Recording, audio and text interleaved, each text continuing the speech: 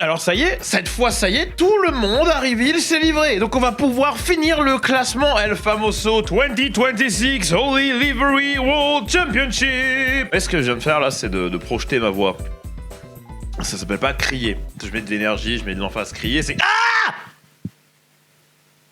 Bref, bienvenue dans ce Garage Talk qui est là vraiment pour compléter le tableau, parce que genre je me souviens qu'en 2024 j'avais finalement pas fait le... Enfin j'avais pas fini le championnat du monde délivré, et que je l'ai fait que pour l'an dernier. Et je me souviens plus qui était champion du monde. Si t'étais là, si tu te souviens laisse-le en commentaire, je vais sûrement m'en souvenir entre maintenant et la fin, mais t'inquiète. Bref, comme d'habitude, si la vidéo vous plaît, utilisez le code Clippy chez Oli Energy pour soutenir la chaîne. Si vous voulez ni gourde ni poudre, il y a le Super Thanks, ou sinon simplement le fait d'être là, de regarder jusqu'au bout. On vous aime d'amour, mettez-vous à l'abri avant de me mettre à l'abri. Et sans plus de salam alek, la saison arrive vite. Bienvenue dans Garage Talks. Ah oui, et on sait que cette vidéo sort à un moment où vous attendez sûrement que je parle des premiers essais hivernaux à Bahreïn, ou les deuxièmes essais hivernaux de cette année. C'est pour la semaine prochaine. J'attends que tout soit bien fini. Moi, j'écris à froid, moi.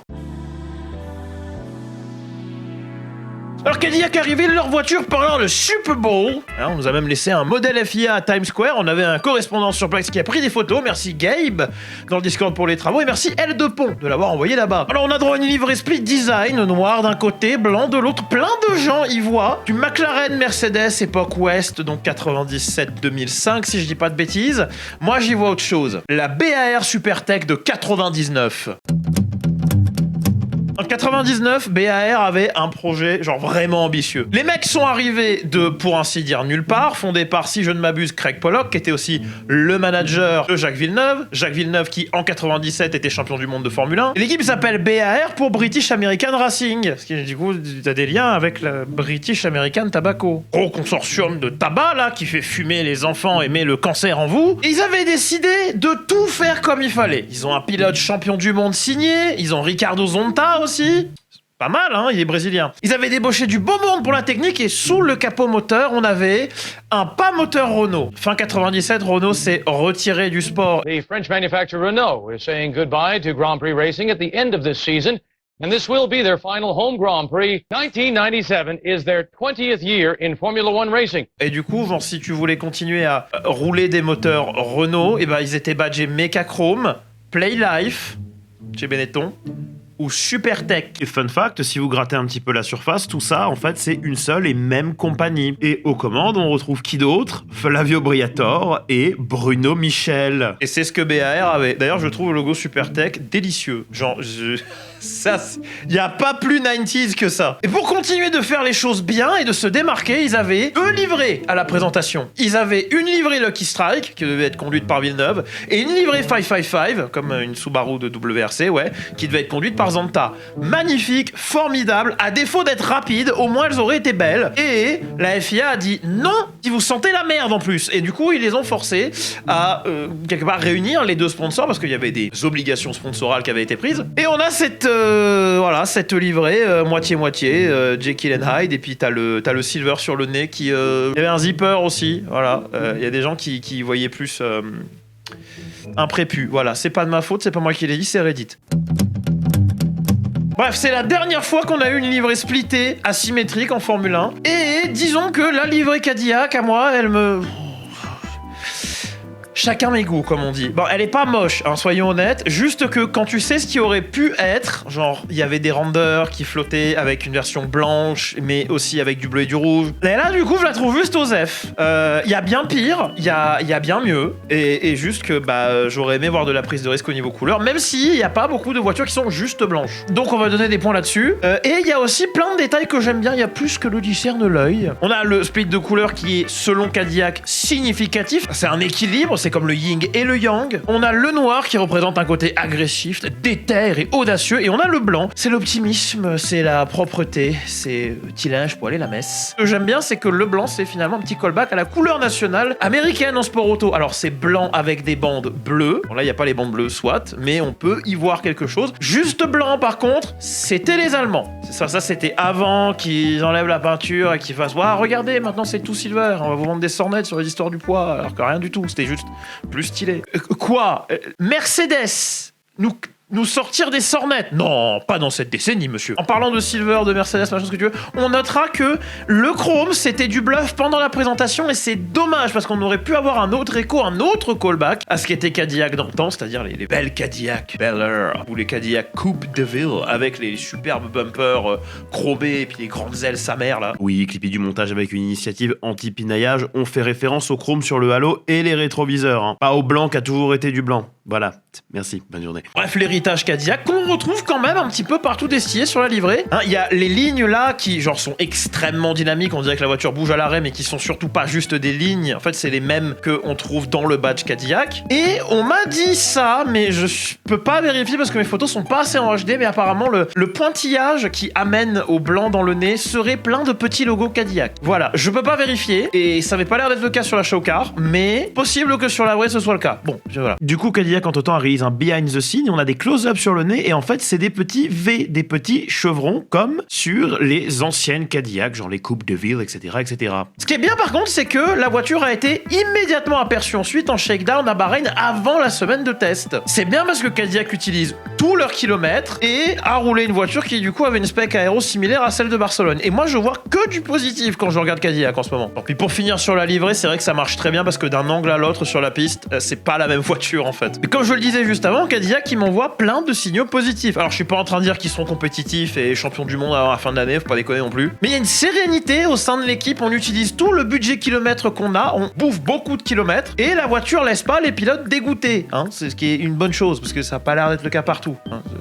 Je vois des échos de ce qui se passe à Bahreïn. Ça tourne sur cet écran là pendant que c'est pas une vanne. Bon, ça doit beaucoup aider que, un peu à l'instar de Haas en 2016, ils aient un moteur client Ferrari et qu'ils aient d'autres pièces qui viennent de là-bas. Parce que la tâche incommensurable que c'est que de build son propre moteur plus sa propre plateforme aéro, en plus t'as pas l'expérience ni de l'un ni de l'autre, ça a un double effet qui se coule qu'ils auront tout le loisir de taper dans la télémétrie et dans les datas qu'ils ont réunis avec le moteur Ferrari pour avoir un benchmark pour leur propre moteur. Très bon point de comparaison quoi. Et si je pense pas qu'ils vont être compétitifs day one comme Haas justement, qui fait quoi, P4 ou P6 premier résultat, disait Grosjean, c'est un peu comme une victoire pour eux. Je pense pas non plus qu'ils seront au fond du classement comme de la merde. Et ça malgré une philosophie aéro considérée comme simpliste. Je pense qu'en ayant justement striké une espèce de juste milieu, ça pourrait être une équipe de lower midfield. Il est beaucoup trop tôt pour affirmer ce genre de choses, c'est juste l'impression qu'il me laisse. Parce qu'il y a aussi un truc dont on parle pas assez, c'est que l'équipe elle est jeune. Alors effectivement, il n'y a pas que des noobs, il n'y a pas que des mecs qui arrivent de nulle part, il y a même des grosses têtes qui ont travaillé ailleurs en Formule 1 dans l'équipe.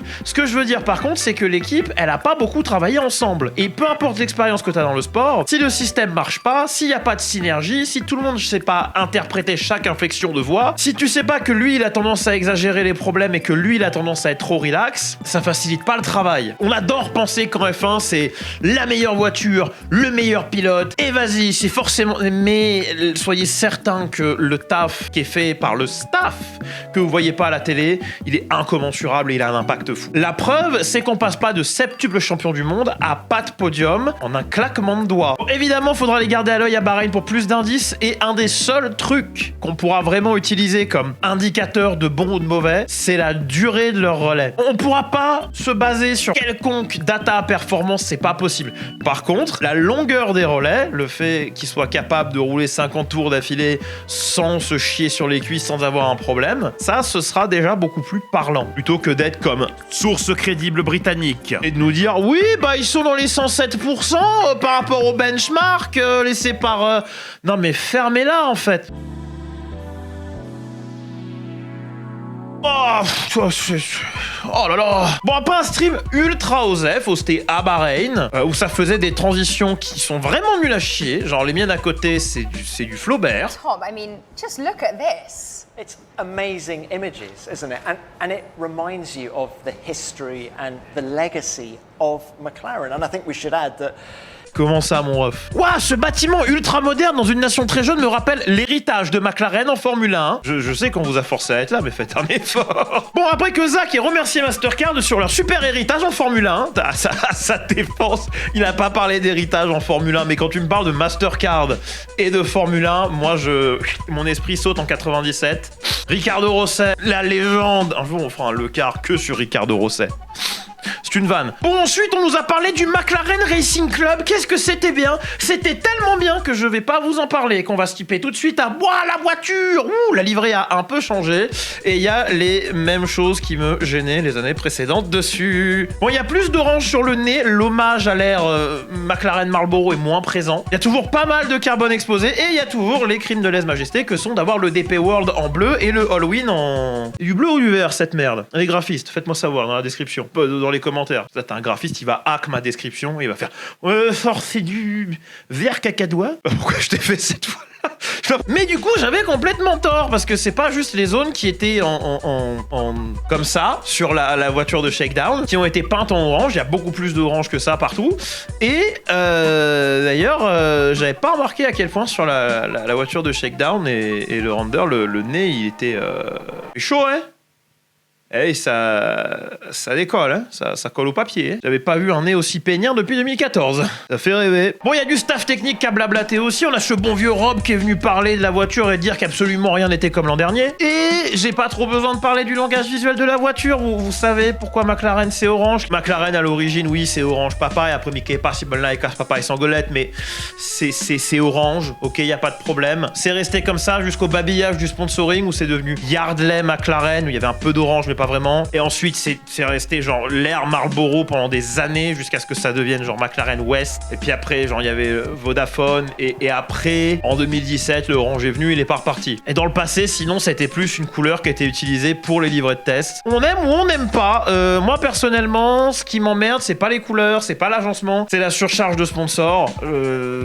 Bon, props à eux de pas avoir mis genre un logo Mastercard sur le côté qui est vilain parce que c'est rond et parce que c'est dur à dynamiser. C'est juste que ça manque d'unicité, ça manque d'un langage clair et cohérent dans l'attribution des logos. Et je pense que c'est parce que McLaren a dû signer des contrats multi-années à l'époque où ça n'allait pas trop financièrement et que là, ils vont devoir continuer à faire avec tous ces petits sponsors tout vilains plutôt que d'avoir un gros sponsor titre qui va filer tarpène de fric et quelques petits sponsors qui vont payer pour le catering. Mais la voiture est orange, on la voit, on se dit ah bah c'est McLaren, identité visuelle McLaren depuis 2017, donc bim bim, c'est une vie livrée fonctionnelle, juste qu'elle est pas à mon goût. Puis sinon voilà, j'ai pas grand chose à en dire au final de cette McLaren. C'était là à pas mal encenser le moteur Mercedes en stream là quand ils ont release la voiture. Ils ont aussi parlé de très bonne corrélation entre leur simulation, leur tunnel de soufflerie et la piste, donc c'est bien, ça veut dire que leur développement se fera sans accroc. Au niveau de cette corrélation là, après bon, les mecs peuvent fail le même upgrade 6 fois comme dans Formula One inséré l'année ici, et il est optimiste en marquant quand même que cette année sera sûrement définie par qui c'est qui développe le mieux.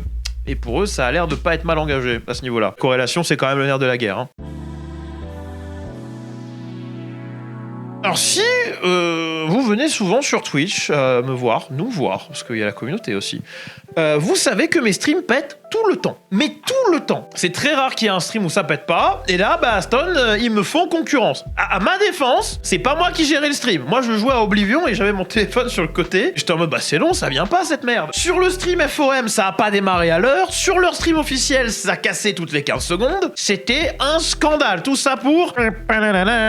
C'est vert. Ah, alors j'aime beaucoup, en vrai, le vert est très beau. C'est rare de voir du satiné en Formule 1. À Skip, c'est moins efficient aérodynamiquement. On a quand même pas mal de noir. On save un peu de poids, quoi. Et c'était très bien jusqu'à l'aileron arrière où la cohésion a foutu le camp. Elle a pris une Ender Pearl, elle s'est jetée dans le fond de la vallée. Le Aramco, en soi, pas de problème avec le logo. Il est blanc, il est genre dans la longueur, il est facile à dire. Le bleu. Ah, tu peux être sûr, Aramco a payé très cher pour ça, mais finalement, hein, on est dans l'identité visuelle Aston, on save quelques grammes ça et là, et on se fait niquer la livrée par un sponsor Welcome Back British Ferrari. Que c'est pas Alpine ça. Bon, le choix curieux de mettre la maquette pour le reveal sera pas tellement étonnant au final, d'autant qu'il y a déjà des allégations de triche et que peut-être que Adrian il veut garder les choses vraiment le plus secrètes possible jusqu'au dernier moment, d'autant qu'il y a des allégations de triche pour Aston Martin et Mercedes. Tout le monde triche en fait. Bref, c'était pas inintéressant totalement comme stream quand on pouvait suivre. On a appris des trucs, notamment que Newey, qui est maintenant team principal aussi, on le rappelle, nous a confié que la voiture avait 4 mois de retard au final. Alors souvenez-vous, il y a quelques vidéos de ça, je vous disais que je savais plus si c'était le simulateur ou la soufflerie qui était mal calibrée ou en retard. Maintenant, on a la confirmation que c'est la soufflerie qui était mal calibrée et que ça leur a mis 4 mois de retard dans la vue. Et donc, ils ont dû rush leur vie pour avoir la voiture de prête pour la fin de semaine à Barcelone. Au point où si elle n'était pas peinte, c'est parce qu'ils n'ont pas eu le temps. Et selon Newell, la voiture va accuser le coup en début de saison. Ça va être une course de développement pour eux. Et même Papy Ferdinand nous l'a dit à l'oreille. Lui, il est là pour le long game. Frérot, t'es là depuis 2001, le game il est déjà bien long. Donc c'était pas du tout ce que je pensais parce que j'étais persuadé que c'était un programme qui avait été vraiment mené jusqu'au bout du bout et qu'ils ont essayé de push chaque putain de millimètres dans les boîtes du règlement, d'essayer d'être vraiment ultra efficient et c'est pour ça qu'ils sont arrivés qu'à la toute fin. Non, pas du tout, le programme avait vraiment accusé un gros retard. Et même si la philosophie aéro est ultra agressive, il y a encore beaucoup de développements qui les attendent et il y a encore l'inconnu du moteur Honda. On parlera sûrement la semaine prochaine du coup parce que genre il surchauffe déjà le bum. Aïe, ça va faire des saucisses là. Mais bon, tout ça c'est pour la semaine prochaine. Maintenant, il est l'heure du classement final. Alors, quand on s'était quitté, As menait devant Red Bull, Mercedes, Ferrari, Vicarb, Alpine et Audi qui, sans aucune surprise, va conserver sa place au fond du classement. Juste derrière Williams qui... On n'a pas parlé de Williams. Bon alors Williams, ils étaient à la bourre de fou. Ils ont promis qu'ils seraient prêts, qu'ils seraient là à Bahreïn. Et de ce que je vois sur mon écran... Ils sont là à Bahreïn. La FW48 a été présentée en 3D avec un concept zéro suspension incroyable. Et c'est pas rassurant parce que c'est pas la première fois que Williams accuse un retard au niveau des essais hivernaux, même si là pour le coup c'est le shakedown qu'ils ont manqué. Et ils sont bien là pour les essais hivernaux. La FOM a vraiment putain de rendu le truc confus. Mais c'est déjà arrivé hein, en 2019 et puis en 2024 où Emmanuel n'était pas du coup très rapide et c'était un peu la merde. Bon, selon Valve, tous les retards sont dus au fait qu'ils essayent de construire avec les standards Mercedes. Il connaît bien, Boog est de là-bas avant d'être team principal Williams. Mais il a oublié que Williams n'avait pas les moyens de Mercedes. Et la charge de travail était de 3 fois celle habituelle pour construire une Formule 1. Et à mon avis, une fois la charge de travail pour construire une Formule 1, ça doit déjà être beaucoup. Putain, je vois l'onboard d'Hülkenberg là, avec la Audi. C'est pas une bagnole sereine, hein. Le truc, c'est que Williams a malheureusement pas assez de staff pour travailler comme Mercedes. Imaginez demander à 2 fois moins de personnes de produire une voiture 10 fois meilleure que ce qu'ils ont fait ces 5 dernières années. C'est un miracle que le retard soit pas aussi grand. En plus, Vols a dit que le concept aéro était extrême et que c'est parce qu'ils voulaient le poursuivre jusqu'au bout que la voiture était en retard. Plutôt que les retards sont en partie si grands. Que c'est pas exactement ça veut pas dire exactement la même chose. Fun fact, je fais attention à mes mots et mes tournures de phrases. J'adore quand vous prenez genre juste un bout et que vous utilisez ça comme munition pour être tout simplement méchant dans les commentaires. Non mais j'adore vraiment, j'ai un degradation kink, alors allez-y. Hein. Bon, pour ce que je peux juger, moi, la voiture est bleue. Il n'y a pas un bleu, il y en a 3 différents. Il y a le bleu Atlassian qu'ils essayent de garder un peu cohérent depuis 2022. On a le bleu Komatsu qui est plus foncé et le bleu Barclay qui est genre évidemment qui est très clair, si loin du cyan finalement. La répartition des couleurs est fouillie. Ils ont essayé de faire des blocs bien marqués histoire de... je sais pas histoire de quoi, mais ça marche pas en tout cas. À mon humble avis, hein, on sent que ça fight encore une fois pour conserver l'identité que l'équipe essaye de se donner depuis quelques années, mais en même temps peut s'accorder avec les couleurs des sponsors qui forquent mucho dinero pour être mis en valeur. C'est, ceci dit, mieux fait que McLaren. Mention spéciale à la roulette sur les jantes qui, pour un sponsor casino, c'est relativement créatif. On aime ou on n'aime pas hein, le fait que les jeux d'argent soient publicisés comme ça. Moi, je trouve que l'intégration est plutôt smart. Et la pile du Racel est toujours parfaite. Si vous aimez pas, tant pis pour vous. Moi, j'adore. Voilà, c'est le classement.